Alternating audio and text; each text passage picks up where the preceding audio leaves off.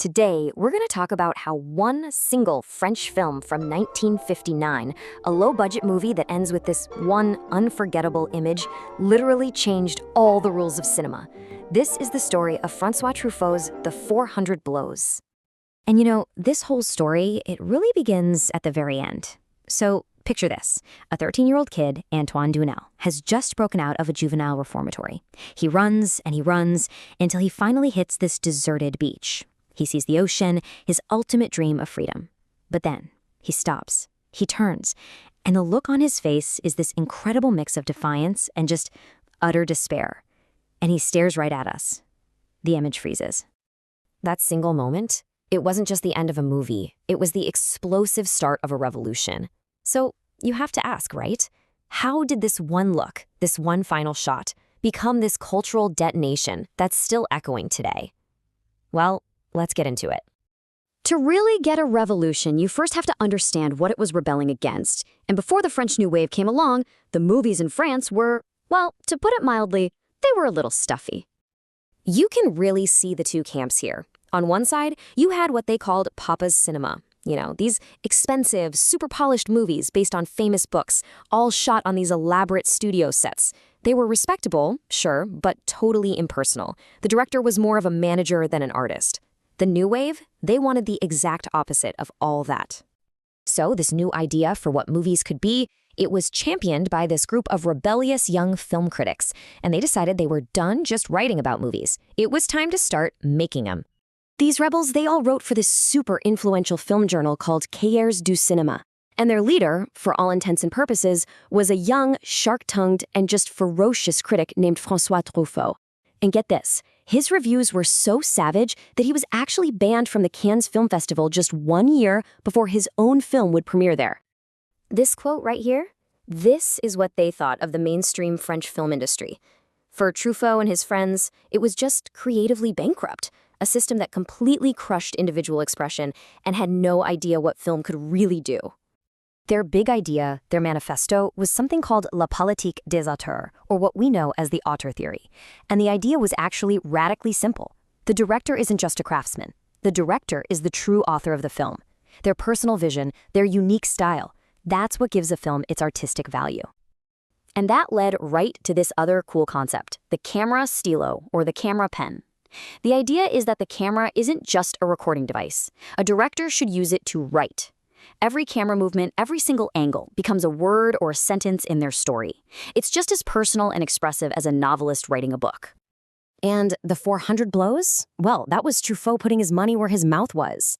This wasn't just some abstract theory anymore. This was his manifesto on screen. It was rebellion in the first person. The reason the film feels so incredibly real is because it's what Truffaut called cinema in the first-person singular. I mean, it's basically a diary. It's a barely disguised story of his own painful youth. Neglectful parents, leaving school early, getting in trouble with the law, finding a second home in movie theaters. All of this was Truffaut's actual life, put right there on the screen.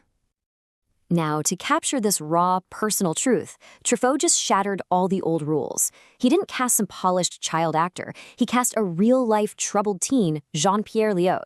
He encouraged improv, that famous psychologist interview scene, almost totally unscripted. He ditched a tight plot for a structure that felt more like fragmented memories. He basically dissolved the line between a documentary and a fictional story.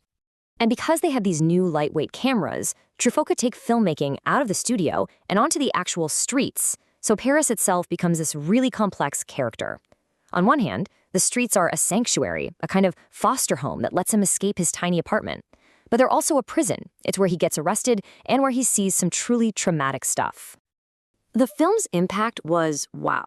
It was immediate and it was seismic. In 1959, Truffaut, the guy who was banned a year earlier, comes back to Cannes and wins Best Director. His success kicks the door wide open for his buddies like Jean-Luc Godard, whose film Breathless comes out a year later. And the shockwaves eventually reached America, influencing the new Hollywood filmmakers of the 70s, guys like Scorsese and Coppola.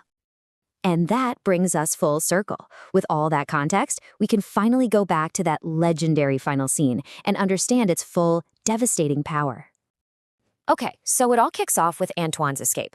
He's running from the last in a lifetime of cages, his family, his school, and now this juvenile detention center. He's running from everything. Truffaut films this in one single, breathtaking, uncut tracking shot that goes on for over a minute. The camera is literally running with him. There are no edits to give you a break. We are forced to experience his frantic, exhilarating dash for freedom right alongside him, in real time. And he's running towards the one thing that has always symbolized escape and boundless freedom for him, the sea. It's the only dream he has left. But, and this is the tragic irony, when he finally gets there, the vast ocean isn't a gateway to a new life. It's just another wall. It's a physical and an existential dead end. He has nowhere else to go. He is completely and utterly trapped, caught between the society that failed him behind him and this impassable sea in front of him. And then, this is Truffaut's masterstroke. That mobile, liberated camera suddenly zooms in tight on Antoine's face. He turns to the lens, and the image freezes. All motion just stops. It transforms this living, breathing kid into a static photograph, which is a chilling echo of the police mugshot that was taken of him earlier in the film. The freedom of the camera is used to show us the absolute lack of freedom in his life. So we're left with this question. In this final fourth-wall-shattering gaze, who is he looking at?